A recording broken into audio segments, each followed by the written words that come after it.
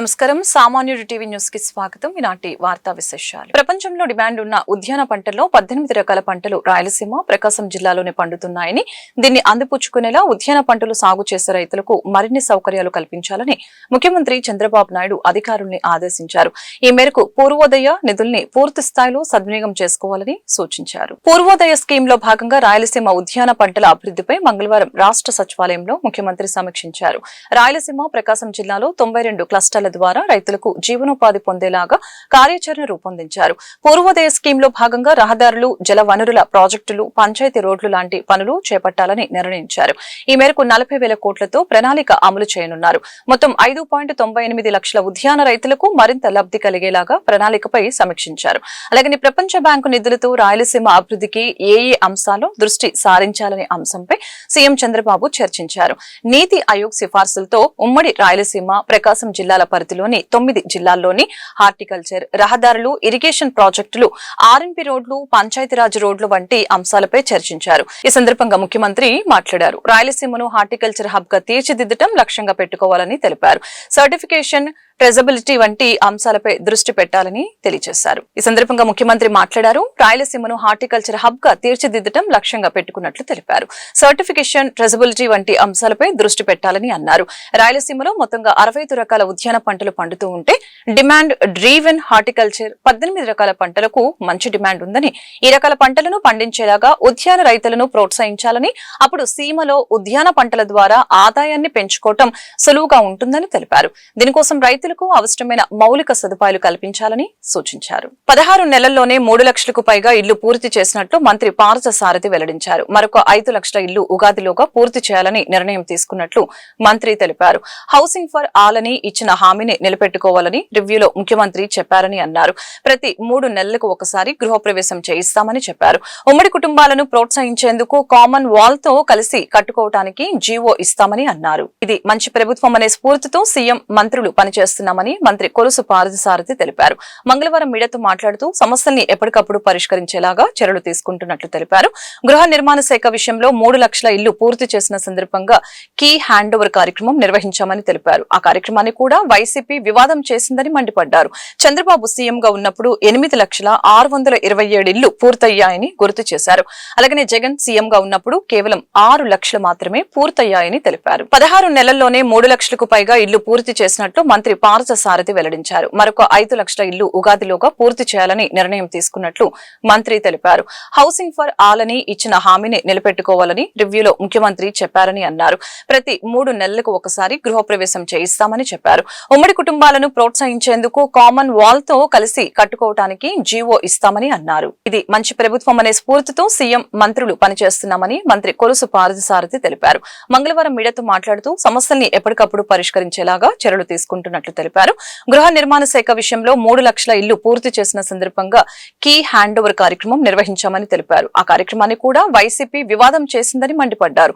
చంద్రబాబు సీఎంగా ఉన్నప్పుడు 8,627,000 ఇళ్లు పూర్తయ్యాయని గుర్తు చేశారు. అలాగే జగన్ సీఎంగా ఉన్నప్పుడు కేవలం 6 లక్షలు మాత్రమే పూర్తయ్యాయని తెలిపారు. వైఎస్ఆర్ కాంగ్రెస్ పార్టీ వాళ్ళు చెప్పాల్సింది ఒకటే, 8 లక్షల ఇళ్లలో కూడా చంద్రబాబు నాయుడు గారు నివాసం ఉంటారనుకున్నారా, లేకపోతే తెలుగుదేశం మంత్రులు, ఎమ్మెల్యేలు నివాసం ఉంటారనుకున్నారా, లేకపోతే 8 లక్షల మందిలో ఎస్సీలు, పేదవాళ్ళైన ఎస్సీలు, బీసీలు, ఎస్టీలు, అదేవిధంగా పేద అగ్రవర్ణాల వాళ్ళు పాపం కష్టం కూడ తీసుకుని రూపాయి కట్టుకుంటున్నారనే ఆలోచన కూడా ఆనాటి ముఖ్యమంత్రి గారికి రాలేదా అని చెప్పేసి నేను ప్రశ్నిస్తా ఉన్నాను. నేను నిర్దాక్షిణ్యంగా 921 కోట్లని ఎగ్గొడతమే కాకుండా 4.7 లక్షల ఇల్లు, వివిధ దశల్లో ఉన్న ఇళ్లని రద్దు చేశారు. ఈరోజు ముఖ్యమంత్రి గారు 3 లక్షల ఇల్లు పూర్తి చేశాం. ఆయన 2029 కల్లా హౌస్ ఫర్ ఆల్ అనే కార్యక్రమంతో ముందుకెళ్తున్నామని చెప్పేసి నేను మనవి చేస్తాను. మరో 5 లక్షల ఇల్లు ఉగాదికల్లా కంప్లీట్ చేయాలని చెప్పేసి మాకు ఆదేశాలు ఇవ్వడం జరిగిందని చెప్పేసి మనవి చేస్తాను. రాక్రీట్ నిర్మాణ సంస్థ ఏదైతే ఉందో వాళ్ళు చాలా ఈ స్కీమ్కి తీరని అన్యాయం చేశారని చెప్పేసి కూడా సందర్భంగా చేస్తాను. అంటే 50,402 టేకప్ చేశారు. దాంట్లో 47,850 రూపాయలు 850 ఇళ్లు మాత్రమే స్టార్ట్ చేశారు, కొంత ఎక్కడ కంప్లీట్ చేయాలి. సో దీని ద్వారా మరి వేలాది మంది లబ్ధిదారులకి తీవ్ర అన్యాయం కూడా చేశారని చెప్పేసి మనం చేస్తాను. వీరు దాదాపు 80 కోట్ల రూపాయలు అవకతవకలు చేశారని చెప్పేసి విజిలెన్స్ రిపోర్టు. దీన్ని రికవరీ చేయడానికి ఆల్రెడీ చర్యలు తీసుకున్నాం. ఏ జిల్లాల్లో ఎక్కడెక్కడ అవినీతి జరిగిందో, లేకపోతే మెటీరియల్ తీసేసుకుంటాం కానీ, లేకపోతే ఎక్కువ డబ్బులు డ్రా చేస్తాం కానీ జరిగిందో, ఆయా జిల్లాల్లో లీగల్గా ఎటువంటి అవకాశం ఉన్నా కూడా అన్ని కేసులు, క్రిమినల్, సివిల్ అన్ని కేసులు కూడా నమోదు చేయమని చెప్పేసి కూడా ఆదేశాలు ఇవ్వడం జరిగిందని చెప్పేసి కూడా మనం చేస్తాను. రాక్రీడ్ సంస్థ రాప్తాడు మాజీ ఎమ్మెల్యే గారు పేరు ఏదో ఉంది, రాప్తాడు వారు, సరే వారి కంపెనీ, దాని మీద criminal action, civil action, recovery అన్ని కూడా చేయమని చెప్పి. మరి అదేవిధంగా ఎక్కడైతే క్వాలిటీ బాగోలేదని చెప్పేసి రిపోర్ట్ వచ్చిందో ఆ నిర్మాణం చేసిన ఏజెన్సీ వారు తప్పకోకుండా ఆ క్వాలిటీని ఇంప్రూవ్ చేసి మళ్ళీ అవసరమైతే పునర్నిర్మాణం చేసి, లేదా అవకతవకలు ఏదైతే ఉన్నాయో వాటిని సరిచేసి ఇళ్ళని మళ్ళీ పూర్తి చేయాలని చెప్పేసి కూడా ఆదేశాలు ఇవ్వడం. ఒకవేళ అట్లా చేయకపోతే వాళ్ళ మీద చర్యలు కూడా తీసుకునే విధంగా కూడా. డిసెంబర్ 3, 4, 5 తేదీల్లో ఉద్భవ్ 2025 పేరుతో రాష్ట్రంలో తొలిసారి జాతీయ స్థాయి ఉత్సవాలు వైభవంగా నిర్వహించనున్నట్లు మంత్రి సంధ్యారాణి తెలిపారు. ఈ మేరకు సచివాలయంలో పోస్టర్, లోగోను ఆమె ఆవిష్కరించారు. 22 రాష్ట్రాల నుంచి 1800 మంది విద్యార్థులు పోటీలో పాల్గొంటారని వివరించారు. గిరిజన ప్రాంతాల్లోని విద్యార్థుల ప్రతిభను వెలికితీసి ప్రోత్సహించడమే లక్ష్యంగా పోటీలు నిర్వహిస్తున్నట్లు మంత్రి చెప్పారు. కేఎల్ వర్సిటీలో 12 వేదికలు ఏర్పాటు చేసి ఉత్సవాలు నిర్వహిస్తున్నట్లు తెలియజేశారు. వివిధ కల్చర్ ఉన్న పిల్లలు, వివిధ భాషలు ఉన్న పిల్లలు అందరూ కూడా ఒక దగ్గర కూర్చుంటే వాళ్ళు కూడా పిల్లల్లో ఒక ఫ్రెండ్షిప్ కానీ వాళ్ళు అన్ని విధాలుగా డెవలప్ అవుతుందనే ఉద్దేశంతో ఈ ఈవెంట్ పెడుతున్నాము. ఎందుకంటే ఇది 6th నేషనల్ ఈవెంట్. అంటే ఇంతకు పూర్వం వేరే దగ్గరికి మన పిల్లల్ని తీసుకొని వెళ్ళేవాళ్ళం.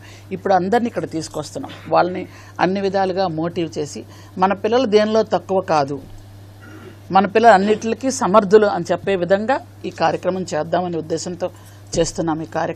ఈ కార్యక్రమం గౌరవ ముఖ్యమంత్రి గారు ముందుగానే మాకు అన్ని విధాలుగా మాకు డైరెక్షన్స్ కూడా ఇవ్వడం జరిగింది.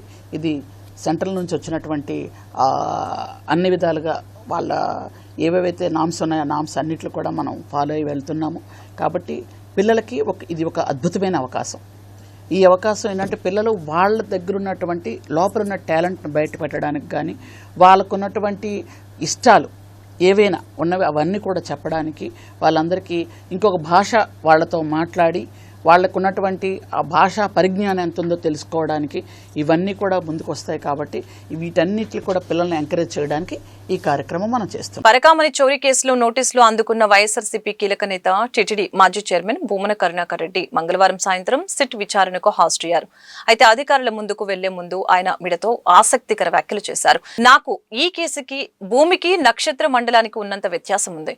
నన్ను ఈ కేసులో ఇరికించాలని దుష్ట చతుష్టయం తీవ్రంగా ప్రయత్నిస్తూ ఉన్నాయి. Nara Lokesh, TTD chairman BR Naidu, Varla Ramaiah, పటాబ్లు నన్ను ఖచ్చితంగా ఒక విచారణ చేయాలని అధికారులపై ఒత్తిడి చేశారు. ఆ ఒత్తిడి భరించలేకనే అధికారులు నన్ను పిలిచారు. ఆయనను పోయి రావాలి హస్తినకు. కూటమి ప్రభుత్వాన్ని మోసే పిచ్చి సునకాలు అక్షరాల విరోచనాలతో తమ పత్రికను నింపేశాయి అని భూమన అన్నారు. ఈ కేసుకు నాకు భూమికి నక్షత్ర మండలానికి ఎంత ఎడముందో అంత దూరం ఉంది. లోకేష్ బాబు ఆదేశించినాడు. ఎటు తిరిగి నన్ను కేసులో ఇరికించాలన్న ఉద్దేశంతో భరించలేని నిబద్ధత కలిగిన పోలీసు అధికారులు నన్ను ఆ ఒత్తిడికి భరించలేక విచారణకు పిలిచినారు. అయినను పోయి 1500 సంవత్సరాలుగా వెంకటేశ్వర స్వామిని దర్శించుకుని తలనీలాలిచ్చినటువంటి వాళ్ళు ఎంతమంది? నిన్న తిరుపతిలో కురిసిన వాన చినుకులు ఎన్ని అని అడిగితే నేను ఏమి సమాధానం చెప్పగలను? ఈ పరకామణి కేసులో నాకు అంతే సంబంధం ఉంది. డీజీ గారు నన్ను ప్రశ్నలు అడిగినారు. నేను వారికి సమాధానం ఇచ్చాను. నై చేతన 4.0 లింగ ఆధారిత హింస మరియు వివక్షకు వ్యతిరేకంగా జాతీయ ప్రచారంలో భాగంగా జిల్లా కలెక్టర్ కార్యాలయం నుంచి 3 పొమ్మల సెంటర్ వరకు ర్యాలీ నిర్వహించారు. ఈ కార్యక్రమంలో DRDA PD Vijayalakshmi, DEO Renuka, శిశు సంక్షేమం పీడీ ప్రసన్న, అంగన్వాడీ ఆయాలు, స్కూల్ విద్యార్థులు పాల్గొన్నారు. ఈ సందర్భంగా డిఆర్ఓ షేక్ కాజావలి మిడత మాట్లాడారు. మహిళలపై జరుగుతున్న అఘాయిత్యాలకు వ్యతిరేకంగా అవగాహన ర్యాలీ నిర్వహిస్తున్నామని తెలిపారు. స్త్రీలకు పురుషులతో సమానంగా హక్కులను కల్పించాలని, స్త్రీ సాధికారత కోసం ప్రతి ఒక్కరూ పాటుపడాలని ఈ సందర్భంగా తెలియజేశారు. పాఠశాల దశ నుండే పిల్లల్లో ప్రతి ఒక్కరికి స్త్రీ పురుషుల సమానమేనని వారిలో అవగాహన కల్పించాలని అన్నారు.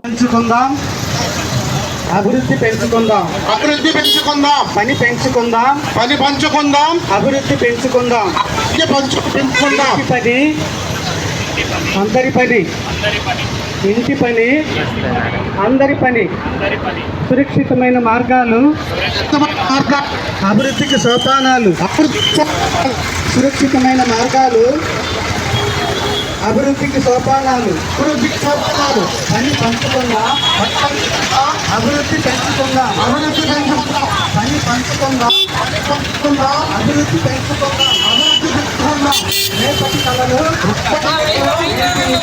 నేటి నిజం, రేపటి కళలు, నేటి నిజం, చిన్న పొదుపులు, గొప్ప ధైర్యం, చిన్న పొదుపులు, గొప్ప ధైర్యం. గుంటూరు పరిసర ప్రాంతాలలో బైక్ దొంగతనాలకు పాల్పడుతూ గంజాయి అమ్ముతున్న వారిని నల్లపాడు పోలీసులు అరెస్టు చేశారని వెస్ట్ డీఎస్పీ భానోదయ తెలిపారు.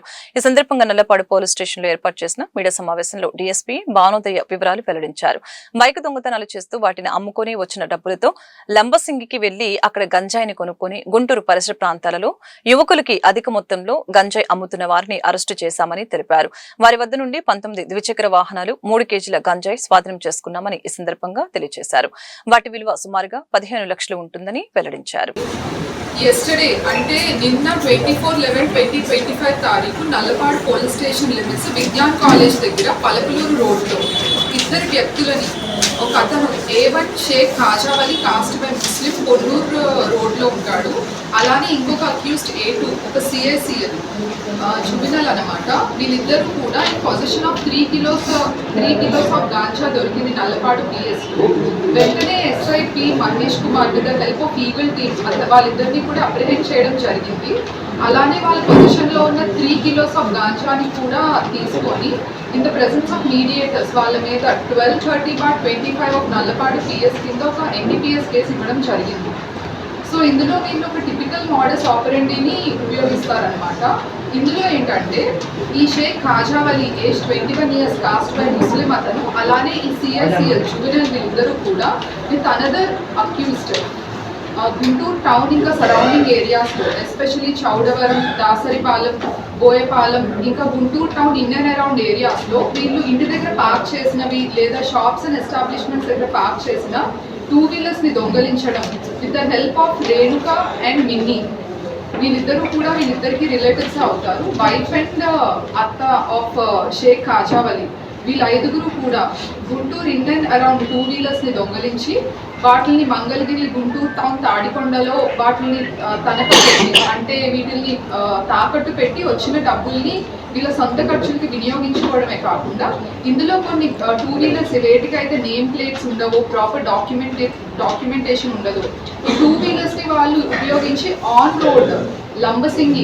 గుంటూరు రూరల్ పరిధిలోని నల్లపాడు పోలీస్ స్టేషన్ ని ప్రతిపాడు నియోజకవర్గం శాసనసభ్యులు బూర్ల రామాంజనేయులు ఆకస్మికంగా తనిఖీ చేశారు. అనంతరం ఎమ్మెల్యే బూర్ల రామాంజనేయులు మీడియాతో మాట్లాడారు. శాంతి భద్రతలకి ఎక్కడ విఘాటం కలగకుండా పోలీస్ వ్యవస్థ చక్కగా పనిచేస్తుందని చెప్పారు. రాజకీయంగా పెండింగ్ లో ఉన్న కొన్ని కేసుల గురించి ప్రస్తావించడం జరిగిందని తెలిపారు. ప్రతిపాడు నియోజకవర్గంలో ప్రజలు ఎదుర్కొంటున్న సమస్యల్ని సులువుగా పరిష్కరించే దిశగా పోలీస్ వ్యవస్థ ముందడుగు వేస్తుందని చెప్పారు. నియోజకవర్గం ప్రజలకు శాంతి భద్రత కల్పించడమే కూటమి ప్రభుత్వం యొక్క ప్రధాన లక్ష్యమని అన్నారు. గంజాయి, బహిరంగ మద్యపానంపై ఉక్కుపాదం మోపుతున్నామని తెలిపారు. మోర్ దాన్ 60% శాంతి భద్రతల్ని ఇక్కడి నుంచే చూస్తుంటారు. సో సిఐ వంశీ గారు వచ్చినప్పటి నుంచి కూడా తన వంతు కృషి చేస్తున్నారు. ఇక్కడ పనిచేస్తున్న సిబ్బంది కూడా బాగుంది. అందులో భాగంగానే ఈరోజు ఈ పోలీస్ స్టేషన్కి రావడం జరిగింది. ఇక్కడ మేము తీసుకున్న నిర్ణయాలు 3 అంశాలు ఉన్నాయి. అది 1వ తేదీ నాడు సాయంకాలం 4 గంటలకి పత్తిపాడు నియోజకవర్గానికి సంబంధించి వట్టి చెరుకూరు సిఐ గారితోనూ, పత్తిపాడు సిఐ, మళ్ళీ తర్వాత నల్లపాడు సిఐ, వారి సిబ్బందితో పత్తిపాడు నియోజకవర్గానికి సంబంధించి ప్రజలు ఎదుర్కొంటున్నటువంటి వాళ్ళు ఇచ్చి పిటిషన్లు ఇచ్చి ఇంకా పరిష్కారం కానటువంటివి ఏవైనా ఉంటే వాటిని పరిష్కరించే దిశలో ఆ రోజు మాట్లాడుకోవడం జరుగుతుంది. దీనికి మండల పార్టీ అధ్యక్షులు కూడా పిలుస్తాము. ఇక్కడ పోలీస్ వ్యవస్థ ప్రజా వ్యవస్థ కాబట్టి, పీపుల్స్ పోలీస్ కాబట్టి మనం అందరూ కలిసికట్టుగా చేయగలిగింది చేస్తారు, చేయలేనటువంటిది కోర్టు ద్వారా తేల్చుకోవాల్సినటువంటి అవసరం ఉంటుంది. కాబట్టి వీటన్నిటి మీద చంద్రబాబు నాయుడు గారి పాలనలో అన్ని వ్యవస్థలు ప్రజాస్వామ్యబద్ధంగా పనిచేస్తున్నాయన్నటువంటి ఒక ఆలోచన ప్రజల్లో ఉంది. దాన్ని ముందుకు తీసుకెళ్తాం. ముఖ్యంగా సీఏ గారు ప్రధానంగా మీ దృష్టికి ఎలాంటి కేసులు తీసుకొచ్చారు, వాటి యొక్క పరిష్కారానికి ఏ విధంగా ముందుకెళ్ళిపోతాం? సీఏ గారు ఎప్పటికప్పుడు ఘర్షణపరమైనటువంటి అంశాల్లో, అంటే ఆస్తికి సంబంధించి కానీ లేదా వ్యక్తిగత అననానికి సంబంధించిన కానీ అలాంటి కేసులు కాకుండా చిన్న చిన్న విషయాల్లో వచ్చినటువంటి కేసులు ఎప్పటికప్పుడు మా దృష్టికి తెస్తున్నాడు. సో దాన్ని కౌన్సిలింగ్ ద్వారానే, ఎందుకంటే కేసులు పెట్టడం వల్ల ప్రయోజనం కన్నా వాళ్ళని రాజీ చేయడంలోనే ప్రయోజనం ఉందన్నటువంటి ఆలోచనతో వాళ్ళు కౌన్సిలింగ్ ఇచ్చేసి పరిష్కరించడం అనేటువంటి జరుగుతుంది. ఇంకా కొన్ని విషయాల్లో వ్యక్తిగతమైనటువంటి ఆస్తులకు సంబంధించి, కుటుంబకు సంబంధించినటువంటి సమస్యల మీద ఒకరి మీద ఒకరు కేసులు పెట్టుకోవడం అనేటువంటివి కూడా వస్తున్నాయి. సో అందులో న్యాయపరమైనటువంటి అంశాలు ఉంటాయి కాబట్టి వాటిని అన్నింటిని కూడా క్షుణ్ణంగా పరిశీలన చేసి సాధ్యమైనంత వరకు రెండు పార్టీల మధ్య రాజీకే ప్రయత్నాలు చేస్తున్నాం. నేను కూడా ప్రజాప్రతినిధిగా, ఎందుకంటే వాళ్ళ మధ్యన పరిష్కారమే ముఖ్యం కాబట్టి ఆ కోణంలోనే మేము పనిచేస్తున్నాం. ఇప్పటి వరకు మాకు ఎలాంటి అంటే పోలీస్ వ్యవస్థ మీద పూర్తిగా వ్యతిరేకత కూడినటువంటి పిటిషన్ అనేది ఇంతవరకు మా దృష్టికి రాలేదు.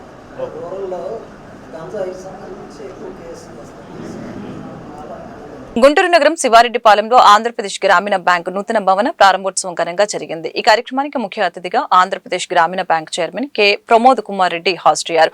ఈ కార్యక్రమంలో general manager B Ramakrishna, regional manager Chirumamilla Srinivas, branch manager Neeraja, స్థానిక కార్పొరేటర్ రమ్య, బిల్డింగ్ యజమాని దుగ్గినేని మహాలక్ష్మమ్మ పాల్గొన్నారు.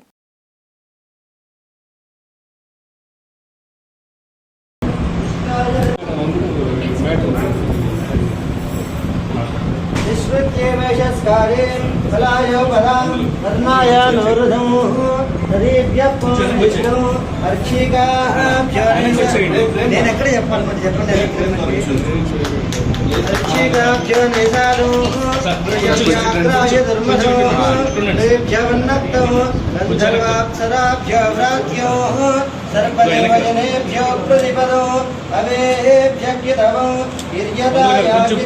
ఆంధ్రప్రదేశ్ గ్రామీణ bank chairman K Pramod Kumar Reddy ఈరోజు ఆంధ్రప్రదేశ్ గ్రామీణ బ్యాంక్ శివారెడ్డిపాలెం నూతన భవనం 2022లో స్థాపించినటువంటి శివారెడ్డిపాలెం బ్రాంచ్ని ఈరోజు నూతన భవనంలోకి మార్చడం జరిగింది.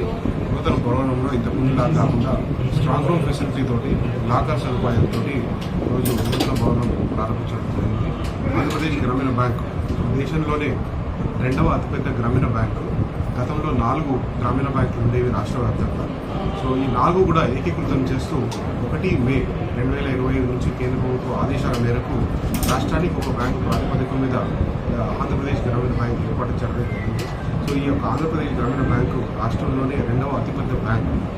విలీన ప్రక్రియ తర్వాత రాష్ట్రంలోనే 1351 శాఖలతోటి, 23 రీజనల్ ఆఫీసెస్ తోటి అత్యధిక గ్రామీణ శాఖలు మరియు సెమీ అర్బన్ శాఖలు ఉన్నటువంటి బ్యాంక్ ఇది. సో ఈ యొక్క బ్యాంకు రాష్ట్రంలోనే 2వ అతిపెద్ద బ్యాంకు. 1,28,000 పైచీలకు వ్యాపారంతో 25 లక్షల మంది ఖాతాదారులతో వివిధ రకాలైనటువంటి గ్రామీణ ప్రాంతాల ప్రజలకి వాళ్ళ అవసరాలు తీరుస్తూ గ్రామీణ ప్రజలకు సేవ చేయాల్సిన ఒక ముఖ్య ఉద్దేశంతో వాళ్ళ ఎక్కువ గ్రామీణ ప్రాంతాల్లో రైతులకు కానీ, చిన్న సన్నకారు రైతులకు కానీ, రైతు కూలీలకు కానీ, మరియు గ్రామీణ ప్రాంతాల్లో చిరు వ్యాపారులకు అన్ని రకాలైనటువంటి బ్యాంకింగ్ సదుపాయాలు అందజేస్తూ ఉంది ఈ బ్యాంకు. సో 1351 శాఖలు తోటి ఈ యొక్క బ్యాంకు విస్తృతంగా సేవలు అందిస్తూ ఉంది. ముఖ్యంగా క్రాప్ లోన్లు, తర్వాత గోల్డ్ లోన్స్, మహిళా సంఘాలకు లోన్స్, అదే కాకుండా ఎంఎస్ఎంఈ రంగానికి అన్ని రకాలైనటువంటి సేవలు ఈరోజు బ్యాంక్ అందిస్తూ ఉంది. రాష్ట్రంలోనే రెండవ అతిపెద్ద బ్యాంకు. అన్ని రకాలైనటువంటి ఆధునిక సదుపాయాలు, టెక్నాలజీ పరంగా కూడా అత్యాధునికమైనటువంటి సేవలను అందిస్తూ ఈరోజు ఆంధ్రప్రదేశ్ గ్రామీణ బ్యాంకు రాష్ట్ర పురోగతికి చేయూతను అందిస్తూ రాష్ట్ర ప్రభుత్వం యొక్క ముఖ్యమైన అన్న క్యాంటీన్లో ఉన్న సంపులు, వాటర్ ట్యాంకులను ఎప్పటికప్పుడు శుభ్రం చేయాలని, ఏఈల వారీగా మెరుగైన పర్యవేక్షణ చేయాలని గుంటూరు నగర కమిషనర్ పులి శ్రీనివాసులు ఆదేశించారు. మంగళవారం ఆర్టీఓ కార్యాలయం, పల్నాడు బస్టాండ్ సెంటర్లోని అన్న క్యాంటీన్లను కమిషనర్ మధ్యాహ్నం భోజన సమయంలో ఆకస్మికంగా పరిశీలించారు. వారితో కలిసి భోజనం చేసి ప్రజలతో మాట్లాడి సిబ్బందికి తగు ఆదేశాలు జారీ చేశారు. ఈ సందర్భంగా కమిషనర్ మాట్లాడారు. అన్న క్యాంటీన్లో ఆహారం తీసుకునే వారి సంఖ్య రోజురోజుకి పెరుగుతున్నందున అందుకు తగిన విధంగా పరిశుభ్రత పట్ల సిబ్బంది ప్రత్యేక శ్రద్ధ తీసుకోవాలని తెలిపారు. ఆహార సరఫరా అనంతరం ప్రాంగణం శుభ్రం చేయాలని అక్షయ పాత్ర సిబ్బందిని ఆదేశించడం జరిగింది. ఈ కార్యక్రమంలో corporator B Smitha Padmaja, engineering అధికారులు పాల్గొన్నారు.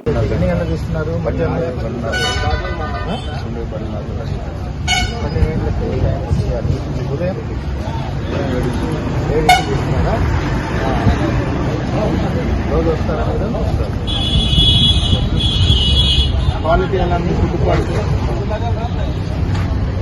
క్వాలిటీ బాగా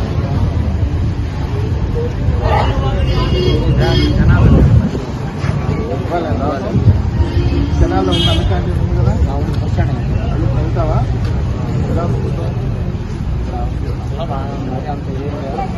ఇట్టే తేడా ఉంది, ఇట్టే తేడా ఉంది. వచ్చాను